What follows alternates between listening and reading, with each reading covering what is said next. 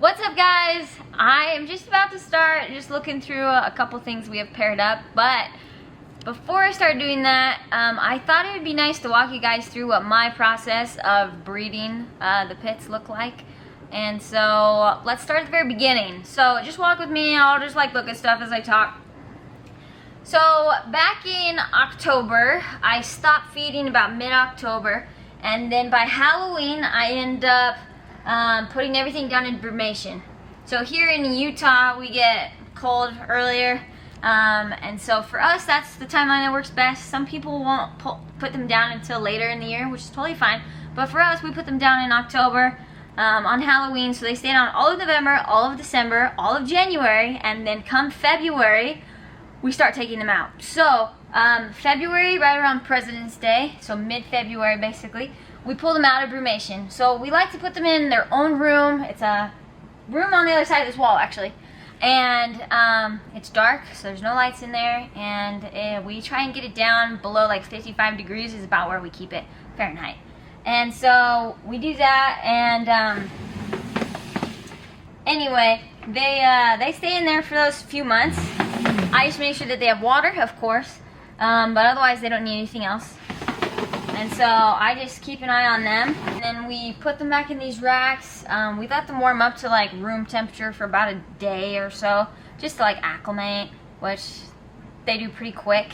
But it helps warm up their body temps, which is exactly what we want.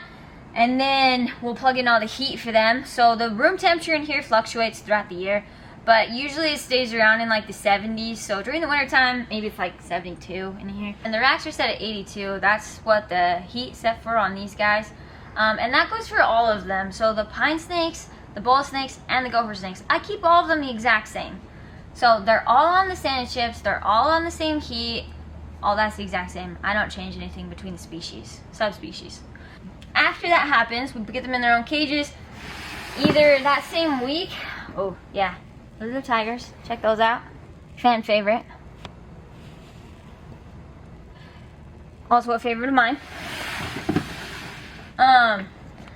After I let them, warm up, get their bodies back functioning normally, then I end up offering them their first meals within the week for sure. Then we'll start pairing them up about, at least after they've had their first meal. I won't pair them up before they've had their first meal. Once they've eaten their first meal, then I'll start pairing them up as I see fit. So all these guys actually this year got paired up. The first time was in February 29th. For these guys, I like to pair them up at least once a week, minimum. Some of them I do pair up a little bit more. What I do is I take the male and I put it in the female's cage, right? And so I end up doing that. I do have males that are being bred to more than one female, which is why sometimes the males will have to rotate through multiple cages during 1 week. But I always try and make sure that they get a break so that the males can get water themselves. So I take away their water when I put them together, just so that they're not drinking each other's water, but I don't know if that matters. But it's just a little something I picked up from my mom. That's what she does, so that's what I do too. So anyway, I leave them together for at least 24 hours, so I leave them together overnight. The great thing about the Pituophis, that's not so great about some other colubrid species, but for these guys won't actually hurt each other necessarily. These guys won't eat each other, is what I'm saying. King snakes, California king snakes, and other king snakes, they will actually sometimes eat each other. So you have to watch them sometimes really closely, because that's not what you want, obviously. So, hey guys. Anyway, but these guys I can leave together overnight and not have to worry about it, which is great. It saves me a lot of stress. But then after that, typically the females will shed their first shed coming out of brumation. Well, everybody sheds when they come out of brumation, but female specifically is what we're going to be looking at. Hey, you.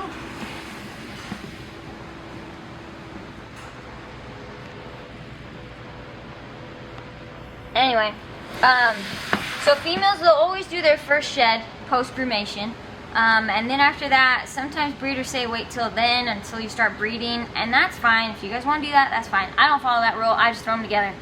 And then usually the second shed, after you've had them, being put together, breeding hopefully, After that second shed, usually the second shed is the PreEgling Shed. And so that's the shed that you're kind of waiting for. Usually you'll be able to tell, like on this girl. So she's in the blue right now.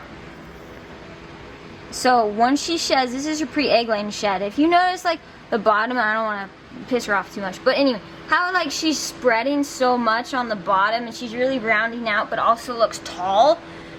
And so she is definitely in her PreEgling Shed.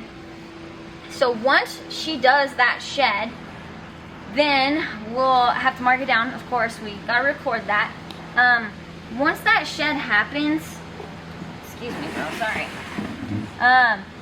There's about 10 days of time until she should lay her eggs. So once they start to go into the blue, it probably takes about like a week-ish for them to actually complete the shed cycle. Then they'll shed, then there's about 10 days. And then during those 10 days, obviously we put them in the egg box, and then hopefully we get eggs. Once we get eggs, we take the eggs and we put them in the incubator. And once they're in the incubator, for all of our colubrids in our room anyway, and most of the time for me, these guys will hatch within 60 days. So I write the expected hatch date as the 60th day from the day that they were laid. Some of these guys do tend to go longer. They make me wait, which is painful. I've had some hatch as late as like, what would you say, like 75? Yeah. I think. So we've had some that literally make us wait like an extra 2 weeks, which is super painful. But it's not uncommon. That's normal. And some of it does depend on like incubation temperature. Yeah, you're still chasing her around, huh? Just a little bit.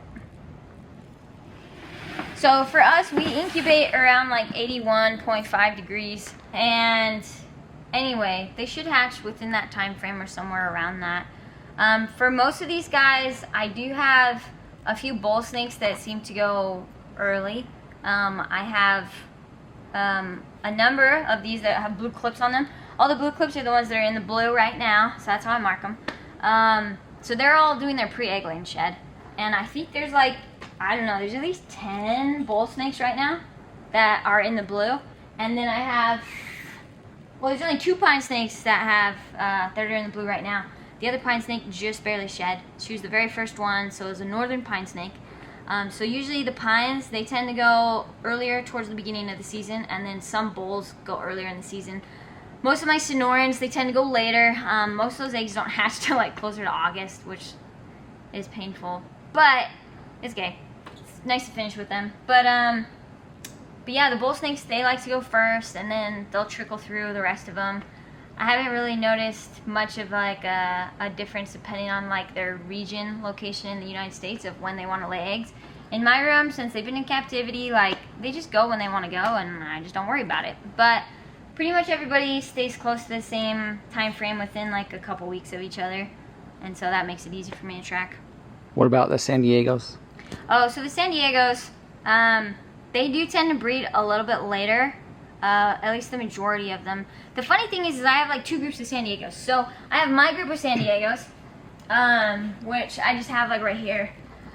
So it's a small group. I just have some dyers and then some of the super hypo stuff. And they actually kind of, well, the dyers started breeding the other day, actually. They started kind of locking up some and showing some interest.